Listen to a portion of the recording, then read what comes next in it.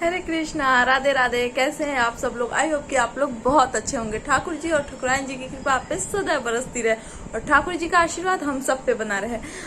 आने वाला है राधा अष्टमी, तो बहुत लोगों के पास जो है राधा जी का मुझे लगा कि एक चीज मुझे बताना चाहिए, क्योंकि बहुत लोगों के पास राधा जी का स्वरूप नहीं है, विग्रह नहीं है। होंगे कुछ ऐसे लोग सिर्फ लड्डू गोपाल जी को रखे होंगे, या कृष्ण जी का जो बड़ा स्वरूप होता है, जुगल स्वरूप होता है, तो वो शायद कुछ लोग सिर्फ कृष्ण जी रखे रहते हैं। तो ऐसे में राधा अष्टमी कैसे मनाएं? बहुत लोगों के मन में होता है कि अरे मेरे पास राधा जी का जो है विग्रह है नहीं, तो मैं कैसे राधा अष्टमी मनाऊं। तो आज मैं आपको बताने वाली हूँ कैसे मनाना है। परेशान होने की बिल्कुल जरूरत नहीं है। मैंने जो है अपने गुरुजी से पूछा कि अगर मान लीजिए बाई चांस ऐसा ना हो तो क्या किया जाए। तो गुरुजी ने जैसा बताया मैं आपको वैसा बताती हूँ, ठीक है। तो जिनके पास विग्रह नहीं है वो राधा अष्टमी कैसे मनाए। पहले तो मैं मुहूर्त बता देती हूँ कि राधा अष्टमी, राधा जी दोपहर के 12 बजे जन्म ली थी, तो इनका जो है जन्मोत्सव 12 बजे मनाया जाएगा, दोपहर के 12 बजे 4 तारीख को। और व्रत भी आपको 12 बजे व्रत भी उस दिन आपको रहना है, ठीक है। अब कुछ लोग जो है निराजल व्रत रहते हैं, कुछ लोग फलहार व्रत रहते हैं, कुछ लोग सिर्फ पानी पी के व्रत रहते हैं, और कुछ लोग दिन भर व्रत रहते हैं। 12 बजे के जन्म के बाद, राधा रानी के जन्म के बाद भोजन ग्रहण कर लेते हैं, क्योंकि जो कुछ लोगों का मत होता है, मैंने ऐसा सर्च किया है कि राधा जी का जन्म जब 12 बजे हो जाता है तो हम लोग उत्सव मनाते हैं, और उस दिन भूखे कैसे। ये बात भी सही है कि जन्मोत्सव में जिसकी जैसी श्रद्धा उसकी वैसी, आप तो सब जानते हैं, है ना जी। तो फिर और कुछ लोग तो शाम में एक बार भोजन कर लेते हैं, ऐसा मतलब बहुत विधि है।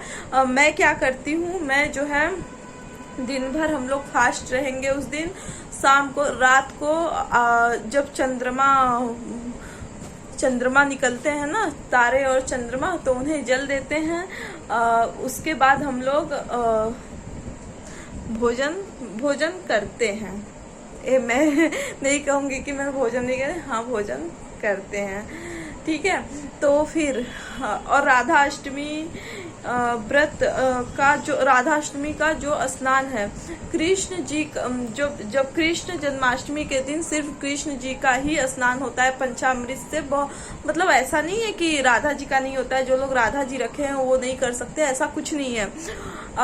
लेकिन जब राधा अष्टमी के दिन कृष्ण जी और राधा जी दोनों का साथ साथ स्नान होता है। और जिनके पास राधा जी का विग्रह नहीं है, राधा जी जिनके पास नहीं है, उन्हें क्या करना है। तो आपके पास अगर लड्डू गोपाल जी हैं या कृष्ण भगवान है, कृष्ण भगवान का बड़ा स्वरूप, तो आप उन्हें जो है राधा जी बनाइए। क्योंकि आपने सुना होगा कि जब पहले राधा जी ने जन्म लिया था, जब राधा जी ने जन्म लिया तो राधा जी ने अपने नेत्र खोले ही नहीं। फिर जब भगवान कृष्ण जन्म लिए तो भगवान कृष्ण को अपने सामने देखकर ही ये नेत्र खोली। तो भगवान राधा और भगवान कृष्ण अलग नहीं है, दोनों एक ही स्वरूप है। लक्ष्मी और नारायण एक ही हैं। जैसे अर्धनारीश्वर, जैसे शिव और गौरी माँ एक ही हैं, अर्धनारीश्वर, ऐसे ही लक्ष्मी और नारायण एक ही हैं।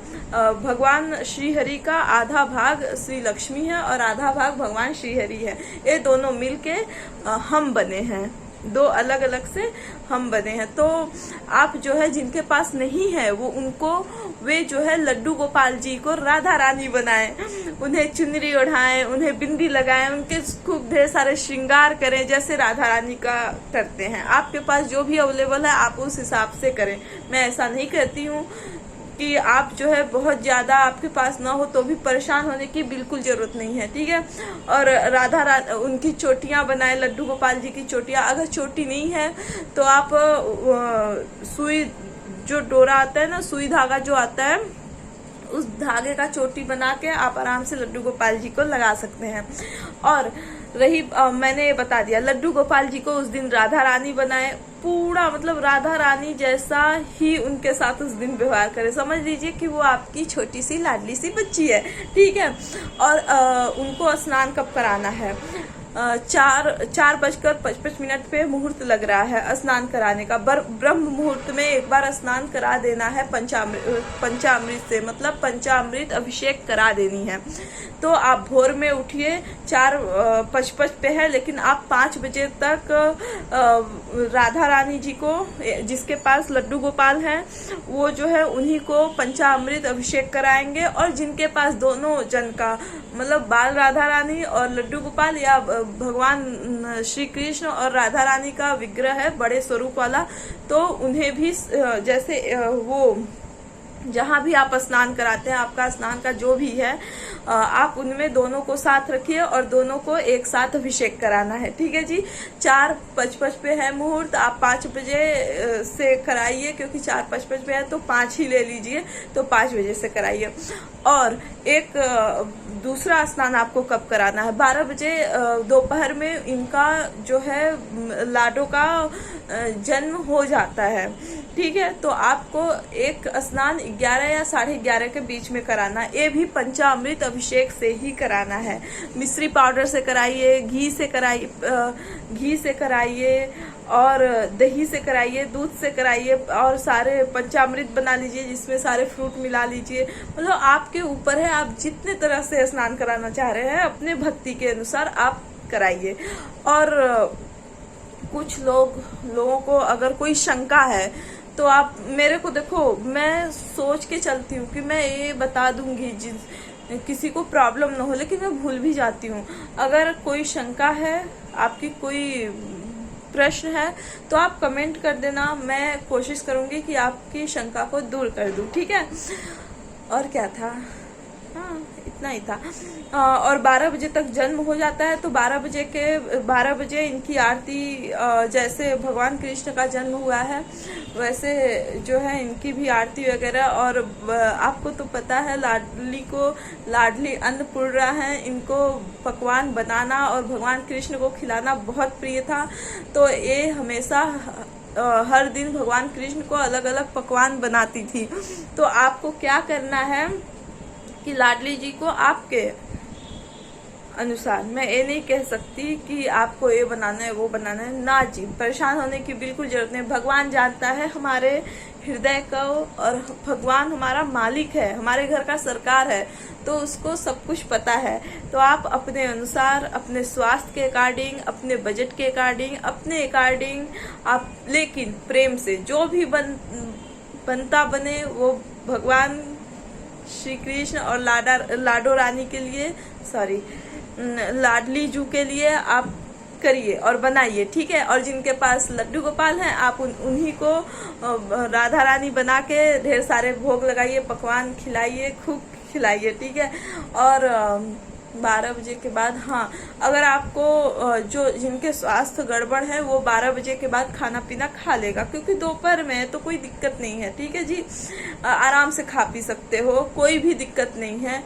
और एक और बात जो बताना बहुत जरूरी है, उस दिन लाडली जू तो बहुत ही दयालु हैं। भगवान श्री कृष्ण एक बार नहीं सुनते हैं, तो लाडली जू का नाम लो तो वो सारा मनोकामना पूरा करते हैं। तो आप जो है लाडली जू से उस दिन कोई भी मन्नत मांगिए, अपनी लाडली जू से जो भी आप मांगेंगे जरूर पूरा होगा। आप उस दिन लाडली जू से अपने दिल की बात कहिए, अपनी समस्याओं को कहिए, उनसे जो भी आशीर्वाद मांगना है वो आशीर्वाद मांगिए, वो आपकी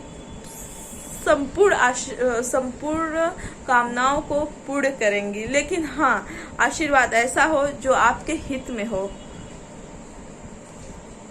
हित और अहित आप जानते हैं, गलत चीज भगवान कभी पूरा नहीं करते। जो आपके हित में होगा वही भगवान पूर्ण करेंगे। तो ऐसा सोच के आप मांगना, ठीक है जी। अगर कोई क्वेश्चन हो तो प्लीज आप जरूर पूछना, मैं कोशिश करूंगी कि आपकी समस्या को सॉल्व कर सकूं। और अगर आप चैनल पे नए हो तो प्लीज चैनल को सब्सक्राइब करना, शेयर करना, कमेंट करना, लाइक करना। और राधे राधे, हरे कृष्णा। अपना ख्याल रखना, अपने ठाकुर जी का ख्याल रखना। हरे कृष्णा, राधे राधे।